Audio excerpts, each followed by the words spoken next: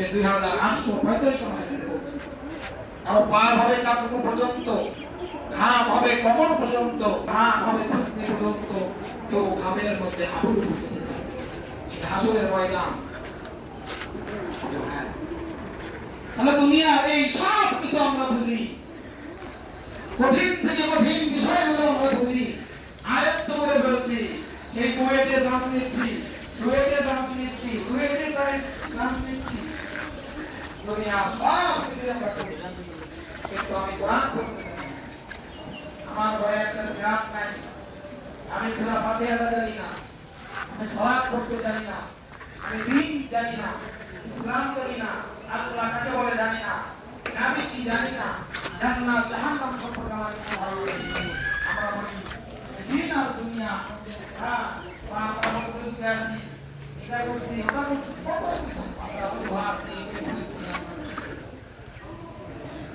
সেদিন কি করে নিয়ে হবে আমার, সেদিন কি হিসাব হবে আমার, সেদিন কোন সন্তান সন্ততি কাজে আসবে না।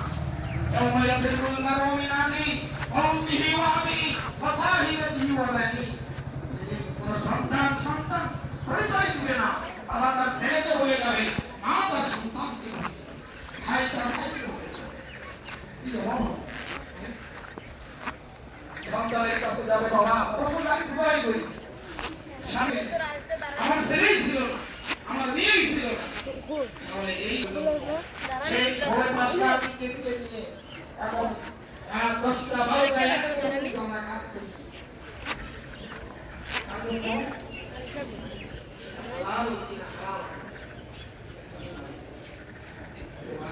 আমি আমার স্ত্রী হয়তো আমার অন্য কেউ তাকে বিবাহ দিয়ে, এই ভিতরে যাও, আমার বিয়ের বিবাহ তো থাকতে পারবে না, বিয়ে হয়ে যাবে, আমার বাবা এক বেলা 2 বেলা না খেয়ে থাকবে, পরের বেলা থেকেই খাবার কন্টিনিউ হবে, আমার ছেলেও সে কোনো না কোনো লাইনে যুক্ত হয়ে যাবে, কিন্তু আমার কি হবে? ভাবুন, নিজেকে নিয়ে ভাবুন, কু আনফুসাকুম ওয়া আহলিকুম নার, তুমি নিজেকে নিয়ে ভাবো, নিজে জাহান্নামের আগুন থেকে বাঁচো, তারপর তুমি পরিবার পরিজন, তারপর মানুষের টেনশন। আজকে আমাদের মাথা, আমাদের মগজ, আমাদের চিন্তাধারা কি? শুধু মানুষকে নিয়ে, যতটুকু ভাবি ততটুকু মানুষকে নিয়ে।